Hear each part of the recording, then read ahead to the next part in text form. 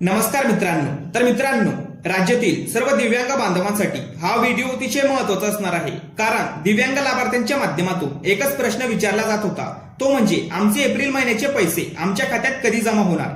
दुसऱ्या लाभार्थ्यांचे पैसे त्यांच्या खात्यात जमा झाले, म्हणजेच संजय गांधी निराधार योजनेचे पैसे लाभार्थ्यांच्या खात्यात जमा झाले. आता महिना संपत आला तरी आमच्या खात्यात पैसे का जमा होत नाहीयेत.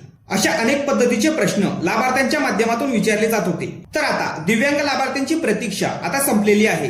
कारण एप्रिल महिन्याचा हप्ता लाभार्थ्यांच्या खात्यामध्ये वाटप करण्याची सुरुवात आतापासून झालेली आहे. अनेक लाभार्थ्यांच्या माध्यमातून मेसेजद्वारे, फोनद्वारे सांगितले जात आहे की आमच्या खात्यात पैसे जमा झाले आहेत.